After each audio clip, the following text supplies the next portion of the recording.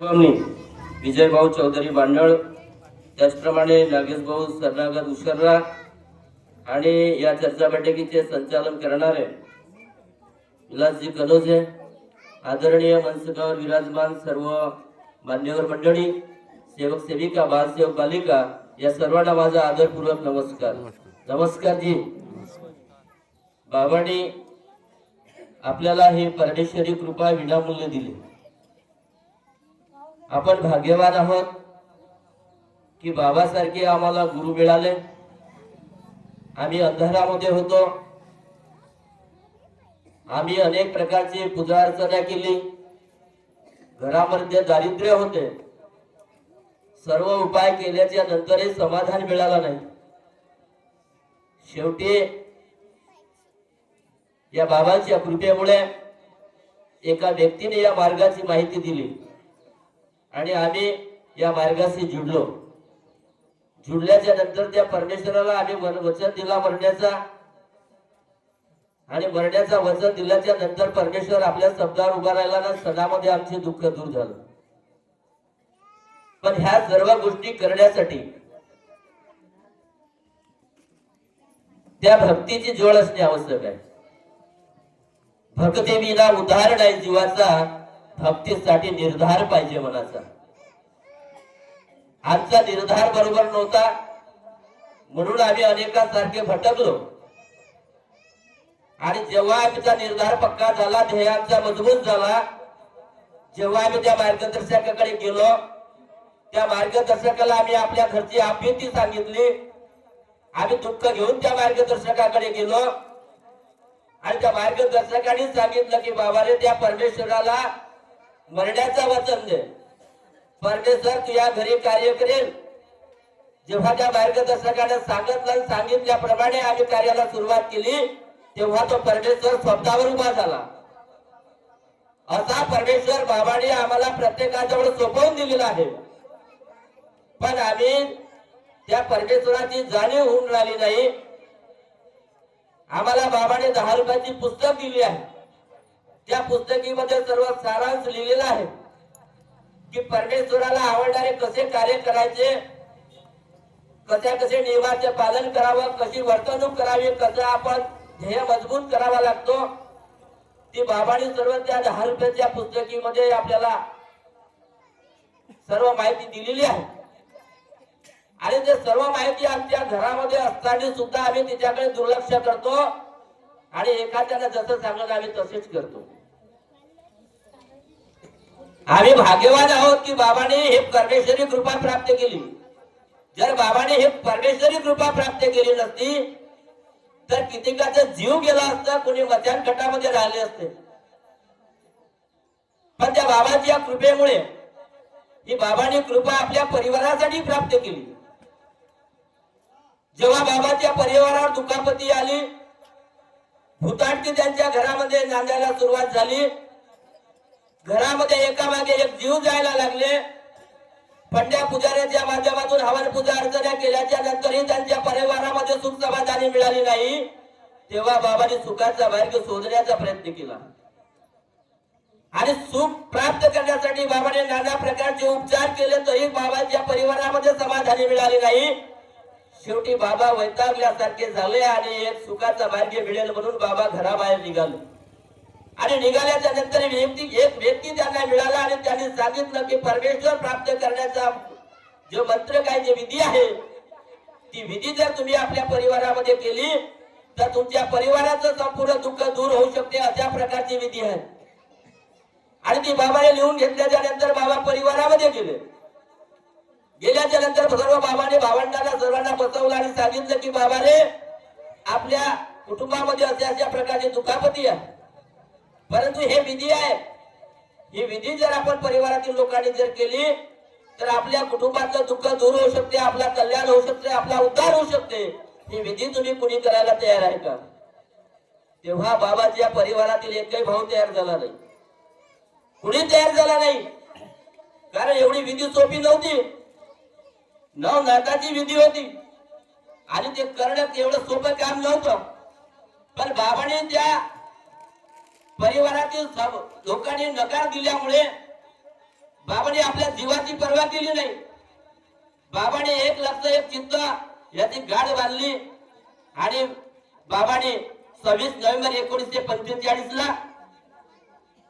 त्या कार्याची पहिली ज्योत त्या हनुमानजीच्या मंदिरामध्ये लावली आणि बाबांच्या समोर अनेक घडामोडी तयार सुरू झाल्या.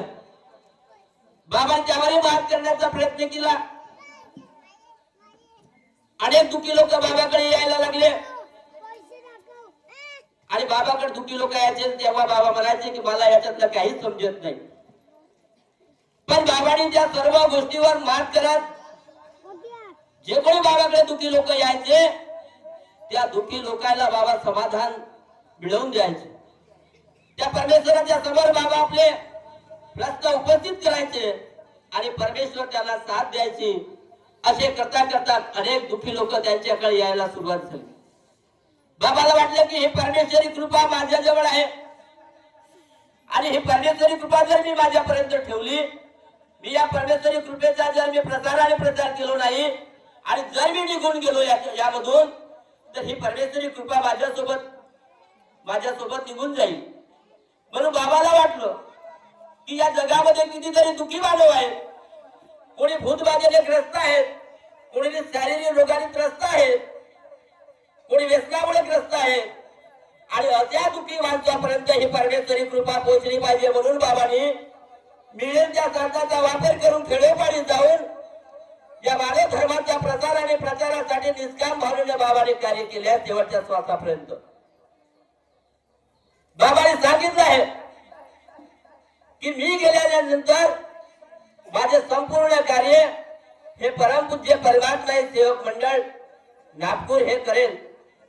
आणि बाबांनी गेल्याच्या नंतर समोर अधिकार त्या मंडळाला दिला आणि तेव्हापासून प्रामाणिकपणे आजही बाबांच्या शिकवणीप्रमाणे ध्येय धोरणाप्रमाणे आज मंडळाचे कार्य या दुःखी मानवापर्यंत पोहोचण्याचे निष्काम भावनेने कार्य आजही करते. या मार्गामध्ये 1 रुपया लागत नाही, कुणाला पैसे देण्याची गरज नाही. या मानव धर्माचा मार्गदर्शक सुद्धा निष्काम कार्य करतो. पण आता आमच्या समाजामध्ये असे भामटे लोक तयार झालेले आहेत की लोकांची दिशाभूल करतात, लोकांना लुटतात आणि फसवणूक करण्याचे सुद्धा व्यवहार सुरू आहे. पण बाबांनी सांगितलं की ही निष्काम सेवा आहे, कुणालाही एक टिकली देण्याची गरज नाही. बाबांनी कुणाला आशीर्वाद दिले नाही, कुणाला पाया पडू दिले नाही. आणि आज बाबाच्या नावाखाली कित्येक लोक आपल्या स्वार्थासाठी, आपल्या लाभासाठी सेवकाकडून पैशाच्या माध्यमातून लोकांची लुबाडणूक करत आहे. तर हे आमच्या बाबाचे कार्य होऊ शकत नाही. बाबांनी शेवटच्या श्वासापर्यंत निष्काम कार्य केलेलं आहे. जेव्हा बाबांचा दौरा खापा या ठिकाणी झाला, संचालक महोदयाने मगाशी सांगितलं, चौधरी भाऊनी सांगितलं मगाशी, आणि ते बाबाला माहित झालं की माझी तिकीट कोणीतरी काढलं. आणि बाबा जेव्हा खापा चौकामध्ये उतरले तेव्हा बाबांनी वडिलाला विचारलं की ठोकर म्हणे माझी तिकीट कोणी काढली? तेव्हा माझ्या वडिलांनी सांगितलं, बाबा म्हणे मी काढली. अरे म्हणे माझी निष्काम सेवा आहे म्हणे, आणि त्या परमेश्वराला वचन दिलं आहे म्हणे माझ्या जीवात जीव असेपर्यंत मी निष्काम कार्य करीन आणि माझी सेवा हे भ्रष्ट होऊन जाईल म्हणे. पण आता आमच्या समाजामध्ये काही भामटे तयार झालेले आहेत. गावामध्ये येण्यासाठी सुद्धा 5,000 10,000 रुपये द्यावा लागते हवन करण्यासाठी. एखादी चूक झाली आणि माफीचे जर कार्य करायचे असेल तर झालेल्या चुकीचे 10,000 रुपये 5,000 रुपये द्यावा लागते. असे संधी साधू मंडळ सुद्धा आपल्यामध्ये तयार झालेले आहेत. जेव्हा बाबा असताना एकही संस्था नव्हती, एकही मंडळ नव्हता, आणि बाबांनी कुणाला आदेश दिला नाही. बाबांनी सांगितलं की माझ्या नंतर परमपूज्य परमात्मा सेवक मंडळ, एवढा इतिहास डोळ्याच्या समोर असताना, जेव्हा भांडे लोक आपल्या समाजामध्ये वावरत असताना, आमची दिशाभूल करण्याचे जे कार्य करत असतात, तरी आम्ही त्यांना साथ देतो. आम्ही आपला मानधर्म कुणाकडे घेऊन चाललो? समजला का आम्हाला आमचा मानधर्म? अरे माणूस असुडी माणूस की नाही, माणूस त्याला म्हणाल का? शहाण्याचे नौकर व्हावे धनी मूर्खाचे बनाल का? त्या मूर्ख माणसाच्या संगतीने जर आम्ही राहिलो तर आमची प्रगती होईल का? एक सेवक होता, त्याने अनेक संस्थेकडून कार्य केलं. एक तो नगरधनचा सेवक आहे, त्याची मुलगी अपंग होती. त्याने अनेक संस्थेकडून कार्य केलं आणि संस्थेकडून कार्य केल्याच्या नंतरही त्यांच्या मुलीला समाधान मिळालं नाही. शेवटी त्याची चूक त्याच्या लक्षामध्ये आली आणि आल्याच्या नंतर तो मंडळाच्या मार्गदर्शकाकडे राऊत गुरुजीकडे गेला आणि त्या राऊत गुरुजीने त्याने सांगितलं की बाबा रे, तू दिशा भटकला, बाबाच्या आदेशाचं पालन झालं नाही आणि म्हणून तुला समाधान मिळालं नाही. आता मी सांगतो त्या पद्धतीने कार्य कर. आणि म्हणे तू जा म्हणे त्या परमपूज्य परमात्मा सेवक मंडळ नागपूर या भवनामध्ये, आणि त्या ठिकाणी म्हणजे सर्वात मोठा सर्जन त्या ठिकाणी उपस्थित आहे म्हणे, आणि त्याच्या समोर आपलं दुःख सांग म्हणे. आणि त्या व्यक्तीला त्यांनी पाठवलं त्या भवनामध्ये, आणि पाठवल्याच्या नंतर त्यांनी परमेश्वराला विनंती केली की बाबा, मी कर्माने चुकलो, मी तुमच्या आदेशाचं पालन केलं नाही, मी भटकलो, परंतु आता मला मंडळाचे कार्य करायचे आहे, तुमच्या आदेशाचं पालन करायचं आहे आणि माझ्या मुलीचे दुःख दूर झालं पाहिजे. आणि पुन्हा मार्गदर्शकाकडून कार्य सुरू केलं. त्याची मुलगी असा आळवा पाय म्हणत होती, आळवा पाय म्हणत होती ती मुलगी आज व्यवस्थित चालत आहे. जवळपास ती 6-7 वर्षाची मुलगी आहे. तर आमचा लक्ष कुणाकडे असलं पाहिजे? बाबाचे आदेश कुठं आहे? आम्ही कुणाच्या आदेशाचे कार्य करतो, कुणाच्या शब्दाचं पालन करतो? बाबाने ही परमेश्वरी कृपा प्रत्येकाजवळ सोपवून दिली आहे. कुणाच्याही मागे धावण्याची गरज नाही, कुणा पदाधिकाऱ्याच्या मागे धावण्याची गरज नाही, कुणाच्या मार्गदर्शकाच्या मागे धावण्याची गरज नाही. बाबाने प्रत्येकाला स्वावलंबी बनवून दिलेला आहे. निस्वार्थपणे आम्हाला कार्य करायचं, तरच आम्हाला परमेश्वर साथ देईल, त्यात अन्यथा आम्हाला परमेश्वर साथ देणार नाही. बाबाने आमची ग्वाही घेतली आहे की या मानव धर्माच्या सेवकडे कधी गरीब आणि दुःखी राहणार नाही, राहील तो आपल्या कर्मामुळे. मग आम्हाला आमचे कर्म बनावं लागेल. जर आमचे कर्म चांगले असतील तर आमच्या नशिबामध्ये जे आहे ते आमच्या कुठेही हिसकावून घेऊ शकत नाही. ती दैवी शक्ती बाबाने प्रत्येकावर सोपवून दिलेली आहे. त्या दैवी शक्तीचा उपयोग जर आम्ही चांगला केला तर आम्ही जे आमचा उद्देश असेल, जे आमचे कार्य असतील, त्या कार्यामुळे आमच्या जीवनामध्ये आम्हाला चांगली संधी प्राप्त होईल. आणि जर आम्ही वाईट दिशेने गेलो, बाबाच्या आदेशाचं जर पालन झालं नाही आणि आम्ही जर भटकलो तर आमच्या जीवनाचा वाटोळा झाल्याशिवाय राहणार नाही. ती बाबाने प्रत्येकाजवळ कृपा सोपवून दिलेली आहे. त्या कृपेला आम्हाला समजून घेण्याची गरज आहे. बाबाच्या आदेशाची चर्चा बैठक आहे, त्या आदेशाच्या चर्चा बैठकीमध्ये जात नाही. पहिला आम्ही नियमाचं उल्लंघन करतो आणि म्हणून आजही आम्ही परिवारामध्ये या मार्गामध्ये राहून काही लोक दुःखी आहेत. आणि ते दुःखी आहेत ते आपल्या कर्मामुळे दुःखी आहेत. जर आम्ही बाबाच्या आदेशाची जी चर्चा बैठक आहे त्या चर्चा बैठकीमध्ये जर आम्हाला वेळ मिळत नसेल, पण जशी वेळ मिळत असेल तशी वेळ काढून त्या भगवत कार्यामध्ये जा. आणि त्या परमेश्वराच्या समोर त्या बैठकीमध्ये परमेश्वर उपस्थित असतात आणि त्यांच्या समोर आम्हाला आपले दुःख सांगण्याची संधी मिळते. अशी संधी कुठेही मिळत नाही. ती संधी आपल्याला बाबाने आठवडी चर्चा बैठक नेमून दिली. त्या चर्चा बैठकीमध्ये जा आणि आपलं दुःख सांगा, आपल्या ज्या काही चुका असतील त्याची सोडवणूक करा. परमेश्वर आपल्याला साथ दिल्याशिवाय राहणार नाही. जर आम्ही त्या कृपेला जर समजू शकलो नाही तर आम्ही जीवनाचा वाटोळा केल्याशिवाय राहणार नाही. ही दैवी शक्ती 24 तास जागृत शक्ती बाबाने आम्हाला सोपवून दिलेली आहे. त्या दैवी शक्तीला आम्हाला समजून घेण्याची गरज आहे. बाबाने प्रत्येकाचं जीवन बनविलेलं आहे. प्रत्येकाला कुठे कमी करू होऊ दिलं नाही. बाबांनी आमचाच विचार केलेला आहे की माझ्या सेवकाचे कसं होईल. माझा सेवक गरीब राहिला नाही पाहिजे, दुःखी राहिला नाही पाहिजे, तो ताटमारीने जगला पाहिजे. म्हणून बाबांनी कुणाच्या समोर हात फैलवण्याची वेळ आली नाही पाहिजे. आणि म्हणून बाबांनी आपल्या सर्व सेवकावर ज्या संस्था स्थापन केल्या त्या संस्थेवर अनेक सेवकांची जबाबदारी सोपवली. पण आम्ही संधी साधू लोक स्वार्थापोटी बाबांच्या संस्थाही आम्ही टिकवू शकलो नाही.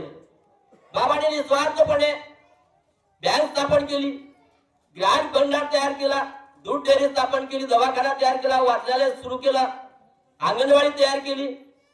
अशा अनेक संस्था बाबांनी स्थापन करून त्यावर एकही परिवाराचा व्यक्ती ठेवला नाही किंवा आपला एका सदस्य सांगितला नाही. जी सर्व जबाबदारी सेवकावरती दिली. बाबांनी अनेक शाखा स्थापन केल्या. बाबाची हयातीमध्ये शाखा मोहाळी तयार झाली. आणि आज त्या शाखेमध्येच आज काय परिस्थिती आहे तुम्हाला माहित आहे. आम्ही स्वार्थापोटी दिशाभूल करत आहोत. परमपूज्य परमात्मा सेवक मंडळ नागपूर शाखा मोहाळी असा बाबाच्या हयातीमध्ये शाखा तयार झाली. आणि आज त्या शाखेमध्ये मंडळ पदाधिकारी बाहेर आणि दुसऱ्याच आतमध्ये अशी परिस्थिती निर्माण झालेली आहे. मग आम्ही त्या बाबाच्या आदेशाचं पालन करतो का? कुटुंबामध्ये सेवकामध्ये एकता बाबांनी सांगितले त्याचं पालन होते का? हा एक संशोधनाचा विचार आहे. पण आम्ही स्वार्थापोटी मागे पुढे व्हायलाच तयार नाही. मग बाबांनी जे आम्हाला सत्य मर्यादा प्रेमाची भीक मागितली, बाबांनी पदर पसरून सगळ्या धोपिया ठिकाणी बाबा रडले की म्हणे मला सत्य मर्यादा प्रेमाची भीक कुणी द्यायला तयार आहे का? तेव्हा कुणी तयार झाले नाही. कारण मोहमायामध्ये आम्ही फसलेलो आहोत. आम्हाला बाबाच्या आदेशाचं पालन करायचं आहे, निस्वार्थपणे कार्य करायचं आहे. जर आम्ही स्वार्थ ठेवून या मार्गाशी जुडलो असेल तर आमचा जो ध्येय असेल, जो उद्देश आहे तो कधी पूर्ण होणार नाही. अशी निष्काम सेवा बाबांनी शेवटच्या श्वासापर्यंत केली. तेच कार्य तुम्हाला मला प्रत्येकालाच करायचं आहे. आणि म्हणून माझ्या त्या बाबासाठी ओळी आहे. सुखी केले बाबाने दुखीचे जीवन, सुखी केले बाबाने दुखीचे जीवन. कधी संपणार नाही, कधी संपणार नाही असा दिला दान. सुखी केले बाबाने दुखीचे जीवन. सगळ्यांचा प्रेमाने व्यवहार करा, दिन दुबळ्याला हो पदर धरा. वाईट बोलून कोणाचे, निंदा करून कोणाचे दुखवू नका मन. सुखी केले बाबाने दुखीचे जीवन. बाबांनी प्रत्येकाचं जीवन बनवलेलं आहे. या तुडक्याचा सुनील देशमुख नावाचा व्यक्ती आहे. पागल झाला होता, पागल. आता दोन्ही हातावर आणि पायावर चालत चालत कुत्र्यासारखे त्याचे लक्ष नव्हते आणि गवत खात होता आणि तो उभ्या पोलवर चढत होता. अशी त्याची अवस्था होती. ज्या दिवशी तो पहिल्या दिवशी या मार्गाशी जुडला त्याचे लक्षण मी स्वतः डोळ्याच्या समोर पाहिलं. आणि जेव्हा मार्गदर्शकांनी सांगितलं की बाबा रे त्या परमेश्वराच्या समोर कापूर अगरबत्ती लाव, ज्योत लाव आणि परमेश्वराला सांग की बाबा मी कर्माने चुकलो, मी याच्या पुढे कुणाही देवी देवताची पूजा अर्चना करणारे एका परमेश्वरालाच म्हणीन, असा शब्द त्या ठिकाणी दिल्याच्या नंतर तो पागल माणूस चालत घराला गेला. एवढी दैवी शक्ती आपल्या जवळ असताना आम्ही का कुणाच्या मागे भटकतो, का आम्ही दिसल्या भटकत आहोत? बाबाने आम्हाला अंधश्रद्धे वाईट व्यसनातून मुक्त केलेलं आहे ना. आजही आम्ही अंधश्रद्धेकडे जातो. बाबाला एवढे मोठे महान कार्य केलं, बाबाला का शांती मिळाली नाही? बाबाची आत्मा भटकते, कुणाच्या अंगात जाते. हे लुबाडणारे लोक, हे लोकांची दिशाभूल करण्याचं कार्य सुरू आहे. अशा संधी साधू लोकांपासून आम्हाला सावध राहण्याची गरज आहे. आणि जे दुःखी माणूस असतील, जे व्यसनापासून ग्रस्त असतील, जे शारीरिक रोगामुळे त्रस्त असतील, त्यांना मला सांगणे आहे की बाबाने आजही वेळ गेलेली नाही. परमपूज्य परमात्मा सेवक मंडळाचे मार्गदर्शकांवर संपर्क करा आणि बाबाच्या शिकवणीप्रमाणे कार्य करा. तुमच्यावर दुःखातून तुम्हाला मुक्त करण्याची संधी आहे. ती संधी आज गमावू नका. वेळ गेल्याच्या नंतर वेळ पुन्हा येत नाही आणि पस्तावण्याची वेळ येऊ देऊ नका. निस्वार्थपणे कार्य करा आणि बाबाचा जो ध्येय आहे, जो उद्देश आहे, इस देश को सत्य के लिए जगाना है. जर सत्य आम्ही जर निर्माण केलं तर आम्हाला असत्याच्या मागे धावण्याची गरज नाही. बाबांनी खूप सुंदर हा मानव धर्म आमच्यापर्यंत पोहोचला. आम्ही भाग्यवान आहोत. तिथील महाराज जर या मार्गामध्ये आले नसते तर त्यांना बर्बाद होण्याची वेळ आली असती. शेवटी त्याला दिशा मिळाली आणि दिशा मिळाल्याच्या नंतर आज त्यांची परिस्थिती काय आहे त्यांनी आपल्या अनुभवाच्या माध्यमातून तुम्हाला तुमच्या समोर सांगितलेलं आहे. या जगामध्ये धर्मपंथ अनेक आहेत, वेगळे आहेत, परंतु आपला मानव धर्म वेगळा आहे. माणुसकीनं बोलण्याचा, माणुसकीचं कार्य करण्याचा, समाजामध्ये राहत असताना एकामेकाला समजून घेण्याचा हा आमचा मानव धर्म आहे. या मानव धर्मामध्ये जिवंतपणे मानवाची सेवा करायची आहे, मेल्याच्या नंतर नाही. ही निर्जीव पूजा आमची बंद आहे, सजीव पूजा आहे. बाबांनी सांगितलं की जीवनपणे आई वडिलांची सेवा करा, सासू सासऱ्याची सेवा करा. मेल्याच्या नंतर लड्डू जिलेबी चालण्यात काही मजा नाही. जीवनपणे जेवढी आम्हाला सेवा करता येईल तीच आमची भक्ती आहे, तोच आमचा मानव धर्म आहे. आणि म्हणून माणूस असूनही माणूस की नाही, माणूस त्याला म्हणाल का, शहाण्याचे नौकर व्हावे धनी मूर्खाचे म्हणाल का.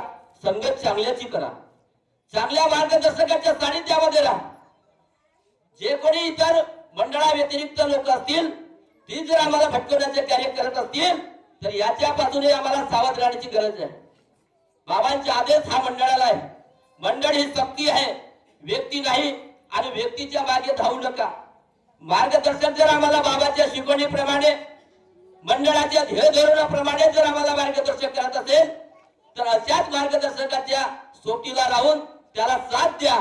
परंतु मंडळाचेही काही लोक भामटे आहेत, ते भटकवण्याचे कार्य करतात, आपला उदो करण्याचे कार्य करणारे लोक आहेत आणि त्याच्या मागे धावणारेही भरपूर आहेत. आणि अशाही लोकांपासून आम्हाला सावध राहण्याची गरज आहे. बाबाच्या ध्येय धोरणानुसार प्रत्येकाने कार्य करण्याचा प्रयत्न करावा. मी सुद्धा करीन. आयोजकांनी या ठिकाणी सुंदर असा या मासिक नव्या हवन कार्याच्या माध्यमातून ही भगवत कार्याची चर्चा बैठक आयोजित केली आणि या चर्चा बैठकीच्या माध्यमातून असे सुंदर सुंदर अनुभव या ठिकाणी आम्हाला मिळाले. ते आमच्या जीवनामध्ये कामी येऊ शकते. ज्यांनी या बैठकीमध्ये राहून या भगवत कार्याचा लाभ घेतला त्यांची जी वेळ दिली या भगवत कार्यासाठी दिली, परमेश्वर ती वाया जाऊ देणार नाही. परमेश्वर आपल्याला कधी उधार ठेवत नाही.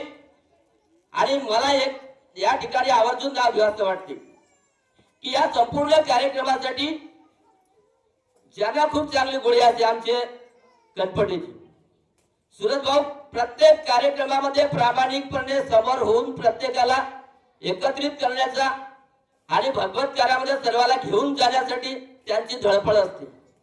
असेच प्रत्येक व्यक्तीने समाजामध्ये आपल्या परमेश्वरी कार्यामध्ये प्रत्येकाने हातभार लावून समोर येऊन या मानव धर्माचा प्रचार करण्यासाठी प्रत्येकाने आपला जीव ओतावा. तर परमेश्वर आम्हाला कोणत्याच गोष्टीमध्ये कमी पडू देणार नाही आणि परमेश्वर आम्हाला चांगली सद्बुद्धी दिल्याशिवाय राहणार नाही.